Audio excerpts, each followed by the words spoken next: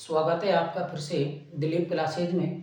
राजस्थान के जो हैं उन राजस्थान के प्रदेश जो थे, भौतिक प्रदेश, उनका हम वर्णन कर रहे थे। उनमें तीसरा जो प्रदेश आता है वो तीसरा प्रदेश आता है पूर्वी मैदानी प्रदेश। मैदानी प्रदेश, दो प्रदेशों का हम वर्णन कर चुके थे। राजस्थान का जो भौतिक प्रदेश थे उनको 4 भागों में हमने बांटा था, जिनमें 2 मैदानों का 2 भागों का हम वर्णन कर चुके हैं। तीसरा प्रदेश जो है यह है पूर्वी मैदानी प्रदेश। बात यह है कि पूर्वी मैदानी प्रदेश जो है, ये पूर्वी मैदानी प्रदेश कुछ नदियां जो है, वो नदियां बहती हैं, नदियां आती हैं, उन नदियों के अवसाद से कुछ बना है। इस पूर्वी मैदानी प्रदेश का कुछ क्षेत्रफल भी होगा। पूर्वी मैदानी प्रदेश जो है, इस पूर्वी मैदानी प्रदेश के उस क्षेत्रफल के साथ साथ कुछ जनसंख्या भी होगी जो यहाँ पर निवास करती होगी। तो ये मैदानी प्रदेश जो है, इस मैदानी प्रदेश के अगर क्षेत्रफल की बात करें तो क्षेत्रफल जो है वो ये क्षेत्रफल रखता है 23% भाग। 23% भाग जो है वो इसका पूरे मैदानी का क्षेत्रफल पाया जाता है। और उसके बाद भाग करें कि 23% भाग पर राजस्थान की संपूर्ण जनसंख्या का कितना प्रतिशत भाग पाता है। तो जनसंख्या की बात करें तो जनसंख्या का 39% भाग इसमें पाया जाता है। पूर्वी मैदानी प्रदेश जो है क्षेत्रफल की दृष्टि से 23% भाग रखता है, जनसंख्या की दृष्टि से 39% भाग रखता है। अब बात यह कि ये पूर्वी मैदान जो है, ये पूर्वी मैदान एक तो सर्वाधिक उपजाऊ भाग है, सर्वाधिक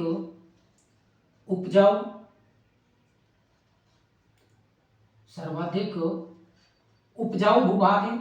उसके बाद पूर्वी मैदान सर्वाधिक उपजाऊ भूभाग है, तो सर्वाधिक ही इसमें जनसंख्या घनत्व तो पाया जाता है। यानी कि पूर्वी मैदान जो है उसमें सर्वाधिक जनसंख्या घनत्व, ठीक, सबसे ज्यादा जनसंख्या घनत्व का मतलब सबसे ज्यादा जनसंख्या निवास करती है। क्योंकि ये जो भाग है पूर्व मैदानी भाग है, जो सर्वाधिक उपजाऊ भाग है, ये उपजाऊ भाग है, इसीलिए सबसे ज्यादा जनसंख्या उसी क्षेत्र पर निवास करेगी जहां पर आपका सबसे ज्यादा उपजाऊ भूभाग होगा, अच्छा भूभाग होगा, रहने की सुविधाएं अच्छी होंगी, आपको भोजन संबंधी या जल संबंधी यानी कि पर्यावरण जो है, जलवायु संबंधी सुविधाएं जो आपको अच्छी मिल जाएंगी, उन भागों में व्यक्ति सर्वाधिक निवास करता है। ये जो क्षेत्र है, ये जो उपजाऊ भाग है, सर्वाधिक जनसंख्या, तो बात ये कि ये उपजाऊ जो भाग है, ये भाग बना किससे? तो ये भाग जो है ये नदियों से बना है, ठीक है। अब नदियों से बना है तो नदियां देखो, मैं आपको बताऊं, हमारे यहाँ पर में 3 मुख्य नदी तंत्र जो हैं, उन नदी तंत्रों की बात करता हूं।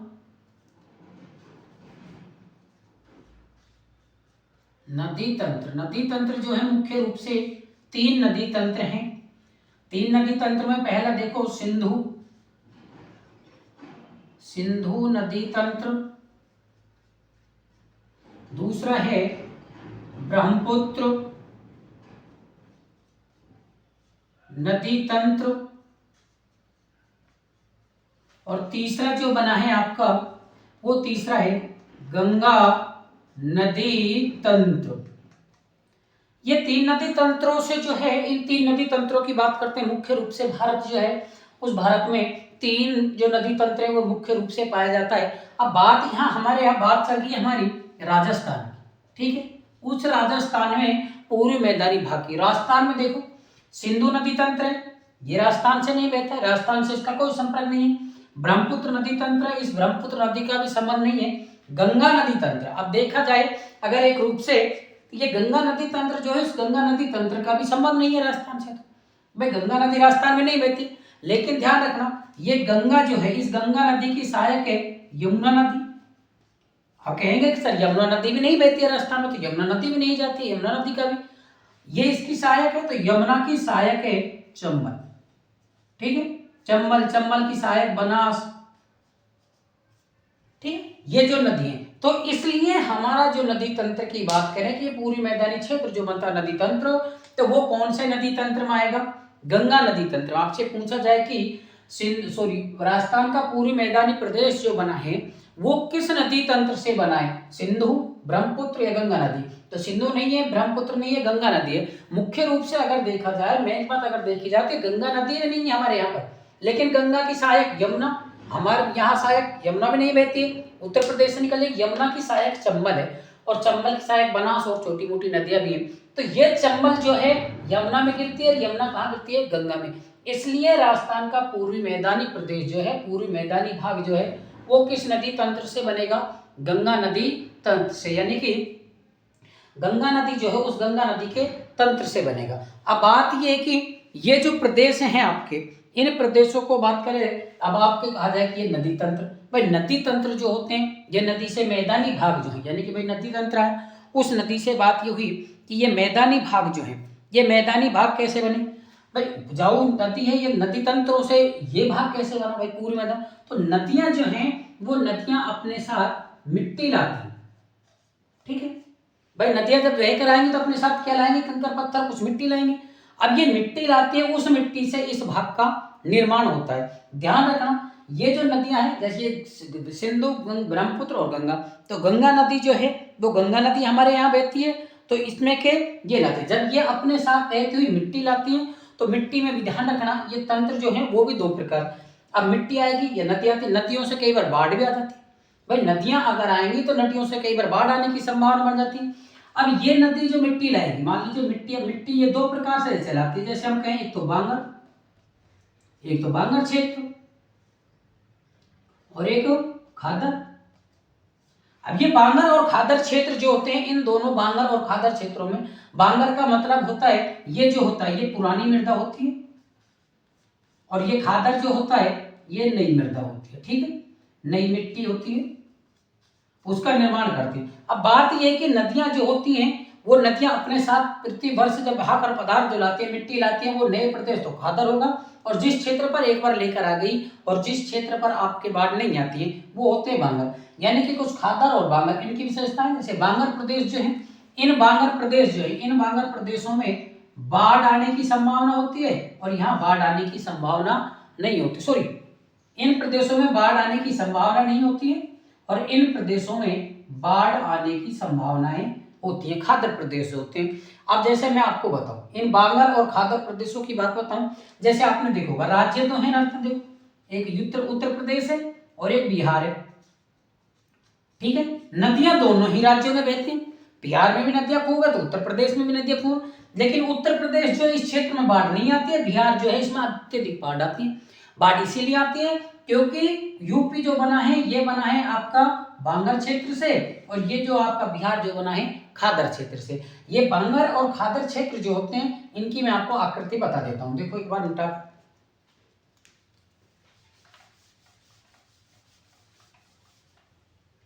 देखिए ये जो क्षेत्र है, एक ये क्षेत्र आपका बनेगा, एक ये क्षेत्र आपका बनेगा, ठीक है। ये दो क्षेत्र आपके बन जाते हैं, तो ये क्षेत्र बनेगा, ये तो आपका कहलाएगा बांगर क्षेत्र, क्योंकि ये पुरानी जलोढ़ मृदा होती है, और पुरानी जलोढ़ मृदा बांगर क्षेत्र में बाढ़ आने की संभावना कम होती है। और ये क्षेत्र होता है आपका खादर प्रदेश, इस खादर प्रदेश में बाढ़ आने की संभावना होती है। तो ये जो क्षेत्र होता है नई मृदा होती है, जल आता रहता है, बाढ़ आने की संभावना होती है। और बांगर जो क्षेत्र है उसमें बाढ़ आने की संभावनाएं नहीं होती, क्योंकि ये जो क्षेत्र है ये पुरानी मृदा से बना हुआ है। ऊंचे क्षेत्र हो जाते हैं, ऊंचे क्षेत्र होंगे तो ऊंचे क्षेत्रों पर क्या है कि ये आने की संभावना, जल चढ़ने की संभावना कम होती है। ऊंचे जो क्षेत्र होते हैं, इन ऊंचे क्षेत्रों पर आपके जल चढ़ता है, जो जल की संभावनाएं कम होती है। जबकि खादर जो क्षेत्र होते हैं ये पुरानी मृदा या मिट्टी के बने हुए क्षेत्र होते हैं। अब ये पूर्वी मैदानी भाग जो है, इस पूर्वी मैदानी भाग को हम और कुछ भागों में परिवर्तित करते हैं, जैसे Chambal basin, Banas basin, Mahi basin, ये जो क्षेत्र हैं उन क्षेत्रों में इस क्षेत्रों को हम क्या करते हैं, परिवर्तित तो करते हैं। तो चार भागों में इसको हम बांटते हैं। पहला है जैसे चंबल बनास, दूसरा है माही बनास, सॉरी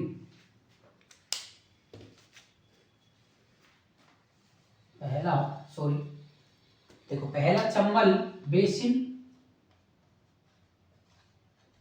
दूसरा माही बेसिन, तीसरा बनास बेसिन, और चौथा जो होता है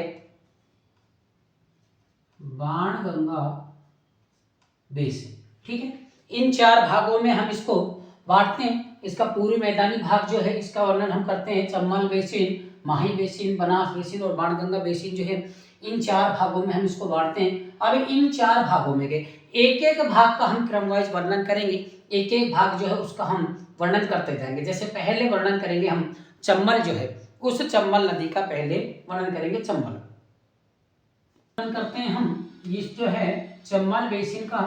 चंबल बेसिन जो है ये 3 राज्यों में बहने वाली नदी है। चंबल जो होगी जैसे चंबल राजस्थान, मध्य प्रदेश और उत्तर प्रदेश, इन 3 राज्यों में ये जो है ये चंबल नदी आपको देखने को मिलेगी। जब मध्य प्रदेश जो है उस मध्य प्रदेश से इसका मऊ छावनी मध्य प्रदेश जो है वहां से उद्गम होता है। राजस्थान में बहती हुई उत्तर प्रदेश में इटावा नामक स्थान पर जाकर ये चंबल नदी जो है यमुना में मिल जाती है और यमुना जो है गंगा में जाकर मिलती है, इसीलिए गंगा नदी तंत्र का हिस्सा है ये जो चंबल नदी जो है। अब ये चंबल नदी जो है, चंबल नदी, इस चंबल नदी की बात करें तो इस जो चंबल नदी है इसका बीहड़ क्षेत्र, बात होती है कि चंबल नदी जो है उत्खात भूमि बनाती है। उत्खात भूमि जो है उस उत्खात भूमि का निर्माण करती है और उस उत्खात भूमि से ही आपके देखा जाए, उत्खात भूमि से ही आपके बनते हैं बीहड़। ठीक है, अब बात ये होती है कि ये उत्खात भूमि कैसे बनती है, क्या उत्खात भूमि होती है। ये जो चंबल नदी का जो क्षेत्र है वहां मिट्टी जो पाई जाती है, मृदा जो पाई जाती है आपके चंबल नदी जो है, इस चंबल नदी में अधिकतर आपके मृदा जो पाई जाएगी काली मिट्टी।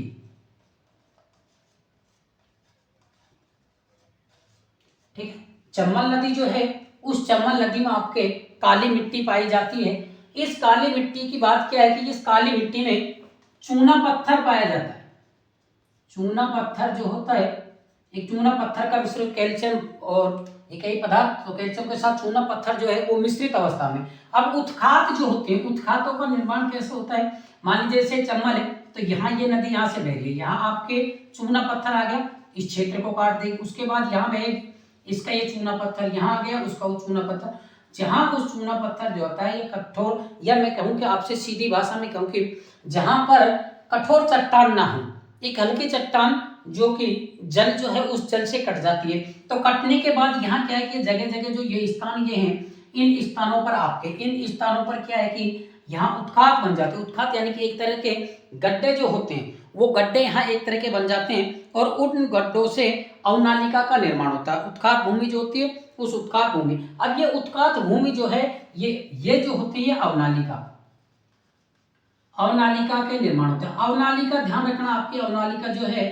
बहते जल से, अवनालिका जो है वो बहते हुए जल से बनती है। सिर्फ अवनालिका जो होती है वो बहते हुए जल से बनती है, हवा या आपके जो है हिम जो है उनसे नहीं बनती है। अवनालिका जो है ये अवनालिका आपकी जो ये अवनालिका टान जो है काटती है, वो अवनालिका आपके बहते हुए जल से वो बनती है। अब ये क्षेत्र जो होते हैं चूना पत्थर काटते हैं, यहाँ से काटते जाते हैं चले जाते हैं, ये बीहड़ क्षेत्र कहलाते हैं। बीहड़ क्षेत्र कहें या फिर आप इन बीहड़ क्षेत्रों को ही डांग कह सकते हैं।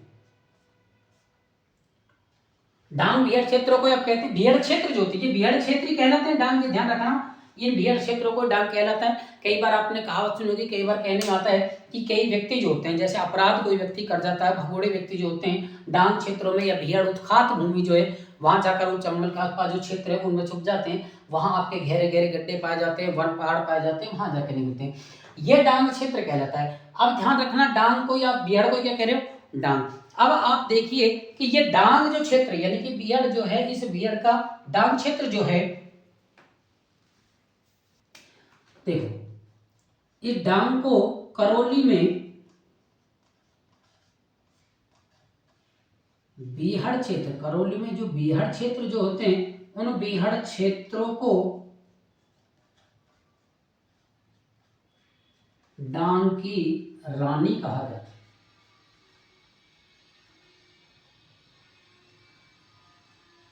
रानी कहा जाता है, ठीक है। यानी कि ये बीहड़ क्षेत्र जो है ये क्या कहते हैं, बीहड़ जो होते हैं वो डांग कहलाते हैं। इसलिए करौली जो जिला है उस करौली जिला में इन बीहड़ क्षेत्रों को डांग की रानी कहा जाता है, ठीक है।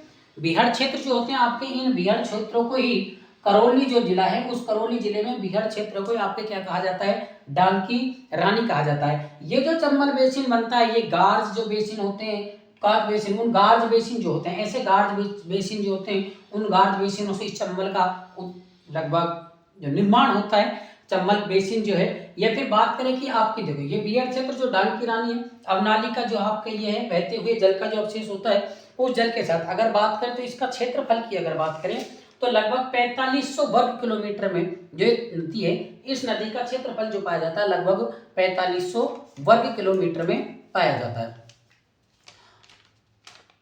हाँ, इसका जो क्षेत्रफल है, चंबल जो बेसिन है, इस चंबल बेसिन का बात चंबल बेसिन कर रहे हैं, चंबल बेसिन का जो क्षेत्रफल है वो लगभग आपके पाया जाता है 4500 वर्ग किलोमीटर। इतना इसे थोड़ा उतार लो।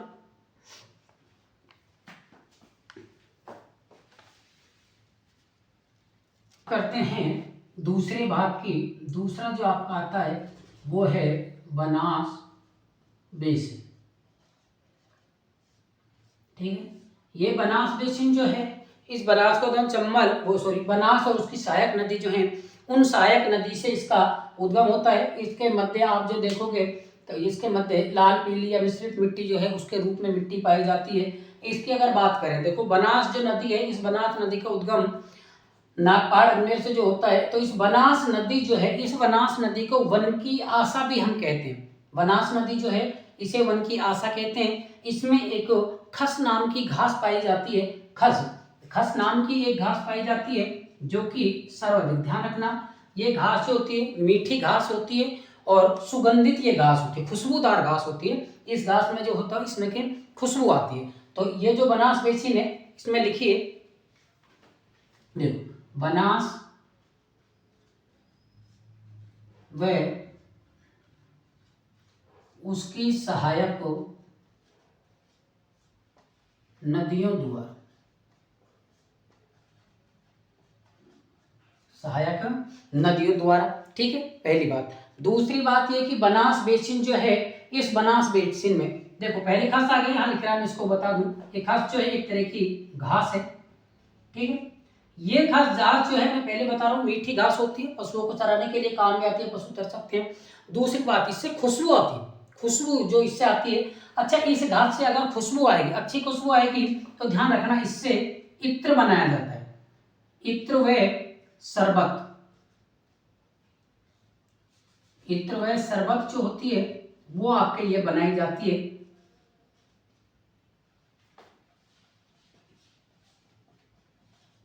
बनाई जाती है, यानी कि इत्र घास जो होती है बनास बेसिन में जो आपको देखने को मिलती है इत्र घास, इस इत्र घास से आपको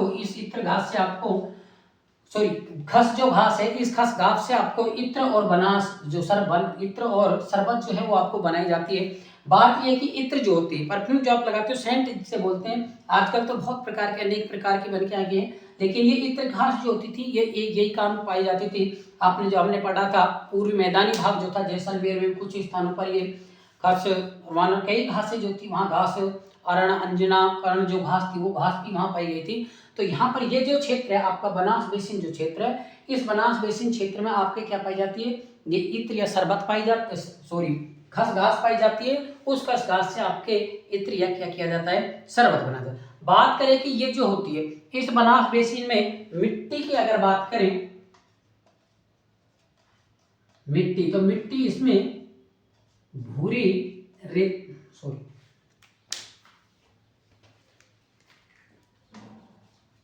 भूरी रेतीली, भूरी रेतीली मिट्टी पाई जाती है। उस भूरी रेतीली मिट्टी के साथ साथ इसमें ही अगर देखा जाए तो लाल और पीली मिश्रित मिट्टी भी,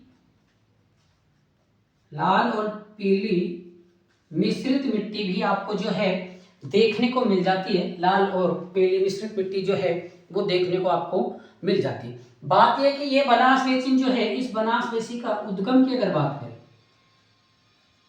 बनास नदी का उद्गम जो है खमनोर की पहाड़ी राजसमंद से इसका उद्गम होता है। खमनोर की पहाड़ी जो है राजसमंद, खमनोर की पहाड़ी राजसमंद से इसका उद्गम होता है। ये जो क्षेत्र है इस क्षेत्र का पूर्वेशन यानी कि चंबल बनास की अगर बात करें तो बनास नदी जो है इसका उद्गम अगर देखा जाए तो खमनोर की पहाड़ियाँ हैं उनसे होता है। और ये खमनोर की पहाड़ियाँ जो है आपके ये खमनोर की पहाड़ी कहाँ पड़ती हैं? राजसमंद जिले में पड़ती है। राजसमंद जिले में पड़ने के कारण ये राजसमंद जिले में खमनोर की पहाड़ियाँ करते हैं, इसलिए इनको ये पहाड़ों से बड़े बड़े वनों से निकल कर आती है, वहाँ वन जो थे पहाड़ी में, इसलिए इस नदी जो है ये बनास नदी जो है इस बनास नदी को वन की आशा भी कहा जाता है। देख लो खमनोर की पहाड़ राजसमंद से होता है जिससे इसे वन की आशा भी कहा जाता है।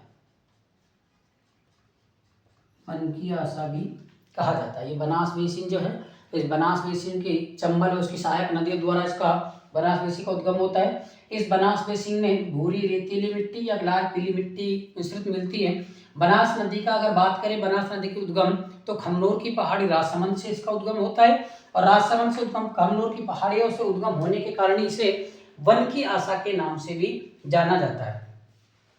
ये जो है आपका वन की आशा के नाम से भी जाना जाता है। वन की आशा के नाम से भी इसे जाना जाता है। बाकी ये इसमें खस घास जो है वो खस घास पाई जाती है। ये मीठी घास होती है और सुगंधित घास होती है। सुगंधित या खुशबूदार घास होने के कारण इससे इत्र और शरबत का निर्माण किया जाता है। ये इत्र और शरबत जो है वो आपके इससे क्या की जाती है? बनाई जाती है बनास बेसिन से। ये उतार लो इतना।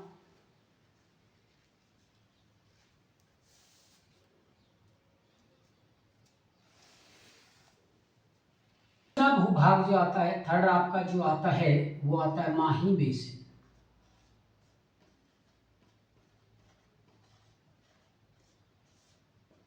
ठीक है, माही बेसिन जो है वो आपका भूभाग आता है। अब बात ये है कि माही बेसिन जो है ये माही नदी जो है ये माही नदी दो राज्यों में आपके बहती है। दो राज्यों में इसका उद्गम होता है।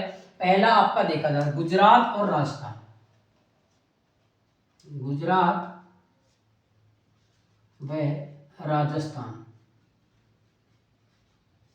ठीक, बात कर जाएंगे जब नदियां होंगी उन नदियों के बारे में चर्चा करेंगे, लेकिन बता देते हैं माही नदी जो है ये माही नदी ऐसे उल्टे यू आकार में बहती है। ठीक है, ये माही नदी जो है कर्क रेखा जो है आपकी कर्क रेखा जो है उस कर्क रेखा को दो बार काटती है। ठीक, ये माही नदी जो है आपके उल्टे यू आकार की बहती है। कर्क रेखा जो है आपकी उस कर्क रेखा को दो बार काटती है। कर्क रेखा जो 23.5 डिग्री उत्तरी अक्षांश में आपकी स्थित है उस कर्क रेखा को ये माही नदी दो बार काटती है। माही नदी जो है ये माही में से अगर देखा जाए तो डूंगरपुर, बांसवाड़ा, उदयपुर, सलूंबर जो है उन जिलों में इस माही नदी का आपका क्या पाया जाता है? उद्गम क्षेत्र जो है वो उद्गम क्षेत्र आपके देखने को मिलता है। तो माही नदी जो है दो राज्यों में बहने वाली नदी है गुजरात। अब मिट्टी की बात करें अगर माही नदी की तो इसमें माही नदी में जो मिट्टी पाई जाती है वो आपके पाई जाती है लाल मिट्टी, लाल लोमी मिट्टी जो है वो पाई जाएगी आपकी माही नदी में। लाल लोमी मिट्टी पाई जाती है। ठीक है, ये माही नदी जो है इस माही बेसिन में आपके लाल लोमी मिट्टी पाई जाती है। कर्क रेखा जो है उस कर्क रेखा को दो बार ये काटती है। बात ये कि माही नदी जो है इस माही नदी में कई आपके क्षेत्र जो है क्षेत्र बन जाते हैं। काठल का क्षेत्र बनेगा, ठीक है, छप्पन का मैदान बनेगा, काठल का क्षेत्र। अच्छा, एक छप्पन का जैसे मैदान मैं आपको बताऊं, छप्पन का मैदान आपसे पूछा जाए कि छप्पन का मैदान जो है ये छप्पन का मैदान कौन से बेसिन में बनता है तो छप्पन का मैदान जो है आपके कौन से बेसिन में बनेगा? आपका छप्पन का मैदान माही बेसिन जो है इस छप्पन बेसिन का मैदान का मतलब मैं आप बता दूं 56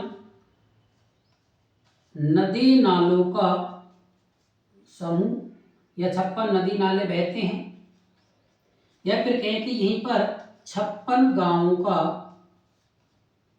समूह 56 नदी नाले बहने के कारण इसे 56 का मैदान कहते हैं, या 56 गांवों का समूह, यानी कि इसके आसपास जो क्षेत्र हैं उन आसपास क्षेत्रों में 56 गांव रहते हैं, इसलिए इसे 56 का मैदान कहते हैं। अच्छा, इसमें 56 के मैदान के बाद जैसे एक क्षेत्र प्रदेश आएगा, जैसे उसे कहें कि काठल का प्रदेश। काठल प्रदेश जो है ये आपका प्रतापगढ़ जिले में, ठीक है। काठल का प्रदेश जो आपसे पूछा जाए कि 56 का मैदान और काठल का प्रदेश जो है, 56 का मैदान या काठल का प्रदेश जो है, ये आपके कौन से क्षेत्र या कौन सा बेसिन जो है, जिस बेसिन में ये आपको देखने को मिलते हैं, तो किस बेसिन में आपको देखने को मिले? माही बेसिन। माही बेसिन की चंबल और माही बेसिन जो है गुजरात और राजस्थान जो है उन दोनों की संयुक्त परियोजना समझो, या संयुक्त नदियां जो है, ये चंबल नदी दोनों राज्यों में बहती है। बात यह कि माही रेखा जो है, कई नदियां लिम्पोपो नदी, कांगे, जायरे आपने पढ़ा होगा, वो मकर रेखा को काटती है, यानी कि कई नदी हैं जो किसी रेखा को 2 बार काटते हैं, 3 ही सिर्फ नदी है। तो यहाँ पर जो ये माही बेसिन जो है आपका, ये माही बेसिन ये कर्क रेखा को 2 बार ये आपके काटता है, ठीक। ये बता दो। बात ये है कि लाल लोमी मिट्टी का इसमें पाई जाती है। 56 का मैदान जो है वो 56 नदी नालों का समूह या गांवों का समूह कहलाता है, और काठल प्रदेश जो है वो आपके प्रतापगढ़ में कहलाता है। ध्यान रखना, इसी में एक क्षेत्र अगर आएगा तो एक मेवल क्षेत्र आएगा। ये मेवल जो आपके डूंगरपुर और बांसवाड़ा, ठीक, डूंगरपुर और बांसवाड़ा में पड़ता है। बात यह कि इसी के अंतर्गत अगर देखा जाए तो एक क्षेत्र और आपको देखने को लिए मिलता है, वो मिलता है बागड़, ठीक है। बागड़, बांगर मत कर देना। बागड़ क्षेत्र और बांगर क्षेत्र दोनों जो है, ध्यान रखना, इस बांगर और बागड़ क्षेत्र का, ये दोनों क्षेत्र आपको बांगर क्षेत्र जो है ये दोनों क्षेत्र अलग पाए जाते हैं। बांगर क्षेत्र आपका जो है ये आपको वही बांसवाड़ा और डूंगरपुर जो है उन राज्यों का मतलब विक्षेपित जो भाग है, जगह जगह से कटा फटा जो भाग आपके होता है, उस भाग में आपको ये देखने के लिए मिल जाता है, ठीक है। डूंगरपुर बांसवाड़ा जो है उसी क्षेत्र में आपको ये देखने को मिलेगा। बांगड़ प्रदेश है, ठीक है। तो ये आपके माही बेसिन था, गुजरात राजस्थान चंबल माही बेसिन, माही जो नदी है माही नदी जो है गुजरात राजस्थान दोनों में बहती है। कर्क रेखा को 2 बार काटती है, उल्टे यू आकार में ये नदी बहती है। लाल लोमी मिट्टी इसमें पाई जाती है, 56 का मैदान इसमें पाया जाता है, जिससे 56 नदी नालों का समूह कहें या 56 गांवों का समूह कहें। और उसके बाद काठल प्रदेश जो है आपका, काठल प्रदेश प्रतापगढ़ में, मेवल जो डूंगरपुर बांसवाड़ा, बागड़ जो क्षेत्र है वो भी आपके डूंगरपुर और बांसवाड़ा में ही विच्छेदित भाग है, जो आपके कटे कटे भाग हैं उन भागों में पाए जाते हैं। यहाँ तक ये उदाहरण।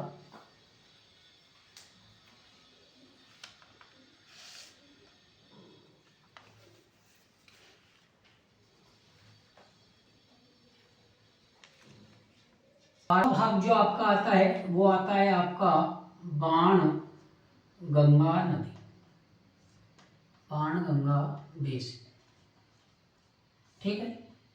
ये बाण गंगा बेसिन जो है, इस बाण गंगा बेसिन का अगर उद्गम की बात करें, इस बाण गंगा नदी का उद्गम, तो उद्गम जो है बैराठ की पहाड़ी,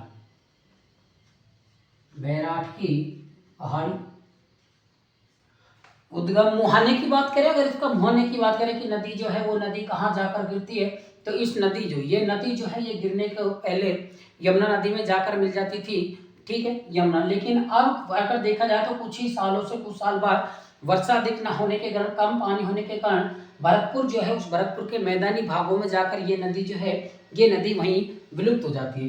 बात करें बाणगंगा बेसिन की, तो इसमें देखो सर्वाधिक जनसंख्या घनत्व पाया जाता है, सर्वाधिक जनसंख्या घनत्व, ठीक है। सर्वाधिक जनसंख्या घनत्व राजस्थान की बात करें तो राजस्थान में जयपुर में सबसे ज्यादा जनसंख्या घनत्व है, उसके बाद जोधपुर में पाया जाता है, ठीक है। अब बात करें कि उसके बाद सर्वाधिक, अगर मान लीजिए जनसंख्या सर्वाधिक है तो सर्वाधिक जनसंख्या कहाँ होगी, जो सबसे उपजाऊ भूभाग होगा, भाई सबसे उपजाऊ भूभाग होगा, उस उपजाऊ भूभाग में ही तो आपके सबसे ज्यादा जनसंख्या निवास करेगी।